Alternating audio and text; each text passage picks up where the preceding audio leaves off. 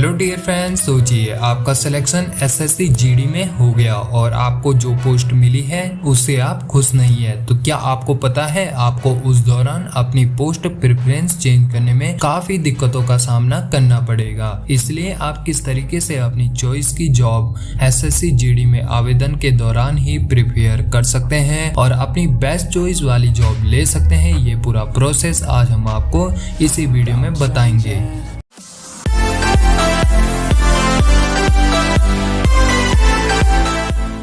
नमस्कार, मैं हरिभजन सिंह स्वागत करता हूं आपका एक बार फिर से अपने चैनल रोजगार अपडेट में। यहां पर हमेशा से हम आपको देते आए हैं एसएससी, यूपीएससी जैसे सेंटर और स्टेट पीसीएस जैसे छोटे बड़े एग्जाम्स की सभी महत्वपूर्ण जानकारियां जो कि भारत सरकार की ऑफिशियल साइट से मान्य होती हैं। So without wasting your time let's begin. तो फ्रेंड, सबसे पहले तो आज हम किन किन पॉइंट्स पर बात करने वाले हैं उनको आपको एक शॉर्ट और एक क्वेश्चन के तरीके से नंबर वाइज बता देता हूँ। नंबर 1, सबसे पहले तो हम जानेंगे एसएससी जीडी में कुल कितनी पोस्टें होती हैं। दूसरा, हर पोस्ट की सैलरी किस हिसाब से दी जाती है। तीसरे नंबर पर कि कौन सी पोस्ट में बॉर्डर ड्यूटी लगती है एंड कौन सी पोस्ट सेफ है। ये क्वेश्चन भी काफी लोग पूछते हैं। एंड फोर्थ क्वेश्चन आता है कि आप अपने हिसाब से किस बेस्ट पोस्ट को चुनना चाहते हैं। फ्रेंड्स, मैं आपको बता दूं कि सभी पोस्टों एसएससी जीडी की सभी पोस्टों पर मैं आपको शॉर्ट और एक सटीक तरीके से जानकारी दूंगा। उसके बाद आप मुझे कमेंट में अपनी फर्स्ट चॉइस भी बता सकते हैं। चलिए अब इन पॉइंट्सों पर एक एक करके डिस्कस कर लेते हैं और सबसे पहले जान लेते हैं कि एसएससी जीडी में आवेदन के दौरान कुल कितनी पोस्टों के लिए प्रेफरेंस देना पड़ता है। डियर फ्रेंड्स, आप जब भी आवेदन करते होंगे तो एसएससी की साइट पर आपको नोटिफिकेशन मिलता है जो कि ऑफिशियल नोटिफिकेशन होता है। उसमें साफ साफ जिक्र होता है टोटल 8 पोस्टों का, जो कि एक एग्जाम को क्रैक करके और आपके पास आने से पहले यहाँ तक आपको पूछ देती है कि आपको कौन सी नौकरी अच्छी लगती है, जो कि आपको एसएससी जीडी में आवेदन के दौरान कोड्स के जरिए भरना पड़ता है, जैसे कि आप हमारे कंप्यूटर स्क्रीन पर देख पा रहे होंगे और जैसे कि आपने हमारी इस वीडियो के थंबनेल पर भी देखा होगा। फोर्सेस के हिसाब से उनके आगे दिए कोड्स जो कि ABCD के रूप में दिए रहते हैं, जैसे कि हम आपको एक एक करके बता देते हैं। सबसे पहले आता है SSC GD border security force यानी कि BSF, जिसको कि हम A कोड के जरिए भरते हैं। SSC GD central industrial security force यानी कि CISF, इसका कोड B है। SSC GD central reserve police force यानी कि CRPF, इसमें आपको अगर इंटरेस्ट है तो आप आवेदन के दौरान वहां पर C कोड को अपनी फर्स्ट चॉइस रख सकते हैं। फिर आता है एसएससी जीडी सशस्त्र सीमा बल यानी कि SSB, इसके लिए आप D कोड चुन सकते हैं। SSC GD Indo Taiwan border police यानी कि ITBP, बहुत सारे लोगों का ITBP में जाने का एक सपना होता है, तो अगर आप भी इसको फर्स्ट चॉइस रखना चाहते हैं तो आप E कोड को चुन सकते हैं। एसएससी जीडी असम राइफल यानी कि AR, इसमें जाने के लिए आपको F कोड चुनना पड़ता है। SSC GD narcotics control bureau यानी कि NCB, इसके लिए आपको G कोड और साथ ही सबसे बेहतरीन पोस्ट मेरे हिसाब से सेक्रेटरिएट सिक्योरिटी फोर्स यानी कि SSF के लिए आपको H कोड चुनना पड़ता है। चलिए अब नेक्स्ट पॉइंट पर बात करें। नेक्स्ट पॉइंट सैलरी का है। इससे पहले हम तीसरे पॉइंट पर सीधे डिस्कस कर लेते हैं और उसके बाद हम चौथे पॉइंट्स और सबसे लास्ट में हम सैलरी पर बात करेंगे। तो जान लेते हैं सबसे पहले एक एक करके पोस्टों के बारे में। सबसे पहले जानते हैं BSF यानी कि बॉर्डर सिक्योरिटी फोर्स की क्या प्रमुख भूमिकाएं हैं। तो आपको बता दूं कि बॉर्डर सिक्योरिटी फोर्स की ड्यूटी एक सीमावर्ती इलाकों में लगती है, जैसे कि भारत पाकिस्तान और भारत बांग्लादेश सीमा की रक्षा करना इनका काम होता है। सीमावर्ती क्षेत्रों में रहने वाले लोगों को सुरक्षा देना, सीमा पार अपराधों को रोकने के लिए भारत के क्षेत्र में बिना काम या परमिशन के प्रवेश या बाहर निकलना इनके लिए परमिशन होती है। सीमा पर तस्करी और किसी भी अन्य अवैध गतिविधियों को रोकना, घुसपैठ रोधी नियम बनाना, साथ ही सीमा पार से खुफिया जानकारी एकत्र करना आदि इनका कार्य होता है। चलिए अब जान लेते हैं ITBP, जो कि बहुत सारे चुनिंदा लोगों की एक फेवरेट पोस्ट होती है। आईटीबीपी भारत और चीन के बीच सीमा रक्षा करने का कार्य करती है। यहाँ तक कि लद्दाख से अरुणाचल प्रदेश तक किसी भी प्रदेश की बिगड़ी गतिविधियों को सुधारना और समय स्थिति बनाए रखने के लिए इनका विशेष उपयोग होता है। उत्तरी सीमाओं पर सतर्कता और निगरानी रखना इनका कार्य होता है। साथ ही भारत और चीन सीमा उल्लंघन का पता लगाना और उसकी गतिविधियों को रोकना इनका कार्य होता है। अवैध आप्रवासन और सीमा पार तस्करी पर नजर रखना, संवेदनशील प्रतिष्ठानों और वीआईपी को सुरक्षा प्रदान करने के लिए आईटीबीपी फोर्स का यूज किया जाता है। चीनी क्षेत्रों में शांति बनाए रखने और वहां की स्थानीय आबादी के बीच सुरक्षा की भावना को बढ़ावा देने के लिए इनका काम होता है। सीआईएसएफ की बात करें तो सीआईएसएफ यानी कि central industrial security force. Friends, आपको बता दो सीआईएसएफ का काम, सीआईएसएफ की भी हमारे एसएससी जीडी की पोस्टों में से एक बेहतरीन पोस्ट है और एक सेफ पोस्ट भी कहलाती है। इनको विभिन्न प्राइवेट और अन्य महत्वपूर्ण ऐतिहासिक ढांचे की सुरक्षा प्रदान करने का दायरा दिया जाता है। भारत में सभी वाणिज्यिक हवाई अड्डों पर इनका यह एक सुरक्षा प्रभारी के रूप में कार्य करते हैं। साथ ही दिल्ली मेट्रो की सुरक्षा केंद्रीय औद्योगिक सुरक्षा बल सीआईएसएफ द्वारा संचालित की जाती है। आपको बता दूं, सरकारी अवसंरचना परियोजनाओं और औद्योगिक इकाइयों के लिए भी यह सुरक्षा प्रदान करते हैं। विशेष सुरक्षा समूह यानी कि एसएसजी गृह मंत्रालय द्वारा नामित व्यक्तियों को सुरक्षा प्रदान करने का काम भी सीआईएसएफ का होता है। अब बात करते हैं सीआरपीएफ की। सीआरपीएफ यानी कि सेंट्रल रिजर्व पुलिस फोर्स, ये इनका प्रमुख कार्य भारत के सभी हिस्से की आंतरिक सुरक्षा की देखभाल करना सीआरपीएफ फोर्स का काम होता है। जिस तरीके से बॉर्डर सिक्योरिटी फोर्स हमारे बॉर्डर पर एक न्यौछावर होकर अपनी ड्यूटी निभाती है, उसी प्रकार देश के आंतरिक मामलों को सुलझाने, दुर्घटनाओं को रोकने के लिए सीआरपीएफ का विशेष काम होता है। भारतीय शांति सेना और संयुक्त राष्ट्र शांति मिशन के हिस्से के रूप में विदेशों में काम कर सकते हैं। सीआरपीएफ वाले भी सभी महत्वपूर्ण इंस्टीट्यूट की रखवाली से लेकर नक्सल विरोधी अभियान और चुनाव कार्यों में वीआईपी सुरक्षा इत्यादि सभी चीजों का यूज सीआरपीएफ के पास होता है। असम राइफल्स यानी कि एआर, असम राइफल्स की प्रमुख भूमिका की बात करें तो आतंकवाद विरोधी और सीमा सुरक्षा संचालन के माध्यम से सेना के नियंत्रण में आंतरिक सुरक्षा प्रदान करना असम राइफल्स फोर्स का यूज होता है।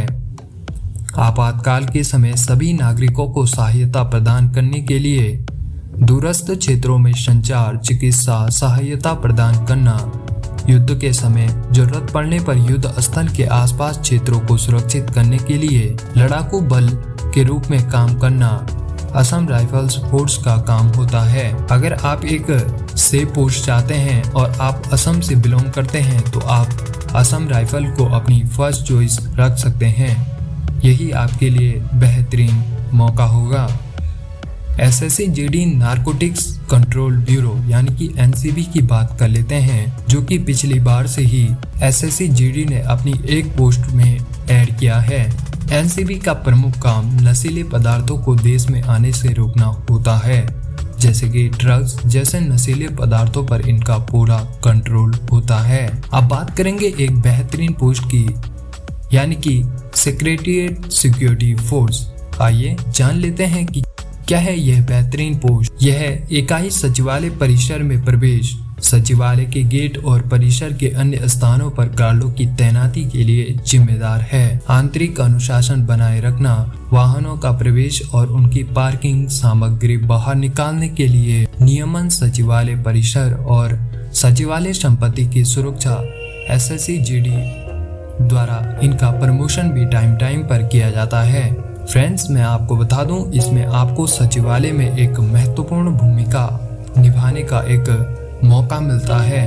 और अगर आप एक सेफ पोस्ट चाहते हैं और अगर आप चाहते हैं कि आप एक बड़े लेवल पर काम को देखें, आप गवर्नमेंट के अंडर में रहकर काम को देखें, इससे बेहतरीन पोस्ट और नहीं होंगी। चलिए अब आते हैं हम अपने फोर्थ पॉइंट पे कि कौन सी जॉब आपके लिए बेस्ट रहेगी।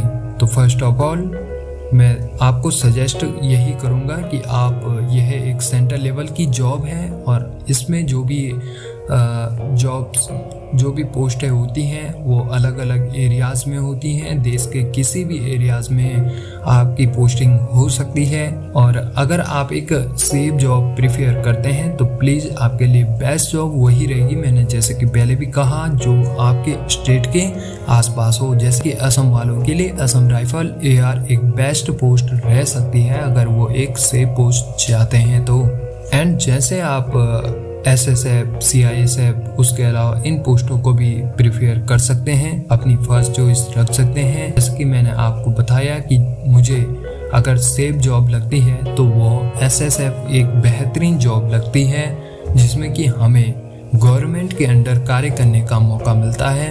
और अगर मैं एक देशभक्ति के नज़रिए से देखूं तो सबसे बेहतरीन पोस्ट BSF होगी, क्योंकि यह हमारे एक बॉर्डर के बिल्कुल पास में कार्य करने का इनको मौका मिलता है और यह पूरे दिल और दिमाग से वहां पर रहकर अपनी रात दिन की सेवाएं पूरी करते हैं और अपनी एक देशभक्ति की भावना दिल में रखकर मन लगाकर अपनी जॉब को करते हैं। फ्रेंड्स, इसके अलावा अगर आप भी बॉर्डर पर रहकर अपने देश की सेवा करने का अवसर पाना चाहते हैं तो आप BSF एंड ITBP जैसी जॉब्स को फर्स्ट में प्रिपेयर कर सकते हैं। बाकी ये आप पर निर्भर करता है कि हमारे माध्यम से आपको आप सभी जॉब्स की इंफॉर्मेशन मिल चुकी है और आप अब अंतिम में यही निर्णय लेंगे कि आपकी फर्स्ट चॉइस क्या रहेगी। चलिए आपको इसी सोच के साथ साथ छोड़ के और इस वीडियो के नीचे सोचने के बाद कमेंट में अपनी फर्स्ट चॉइस जरूर बताएंगे।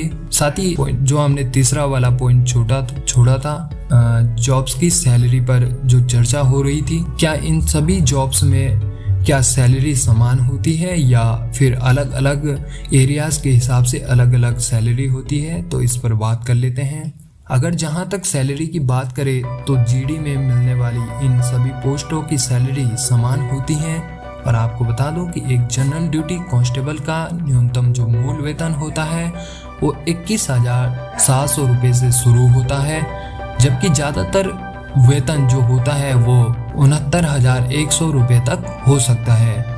चलिए फ्रेंड्स, अब आपको बता देता हूं कि SSC GD परीक्षा में उपस्थित होने के लिए इच्छुक उम्मीदवारों को इसकी तैयारी के लिए यहाँ कुछ टिप्स मैं दे रहा हूँ और आशा करता हूँ कि आप जाते जाते इनको ध्यान से सुनेंगे और अपने दिलो दिमाग में रखकर तैयारी शुरू करेंगे। और SSC के लिए अभी से SSC GD के लिए अभी से, जब तक भर्ती की अभी तो वैकेंसीज नहीं खुली हैं, जब वैकेंसीज खुलेंगी उसके बाद फॉर्म्स आएंगे उसके बाद, लेकिन उस दौरान हमें तैयारी करने का इतना मौका नहीं मिलता है। इसलिए आपको सजेस्ट करूंगा कि आप थोड़ा टाइम निकालते रहिएगा कॉलेजेस के साथ, स्कूल के साथ, और आप बिल्कुल इसके लिए अगर 10th 12th पास है, जैसे कि हमने इस पर भी पहले वीडियोस बनाई हैं और आप उन वीडियोस को भी देख सकते हैं। अगर आप जानना चाहते हैं कि SSC क्या है, SSC के बारे में और जानना चाहते हैं, SSC GD के समेत कई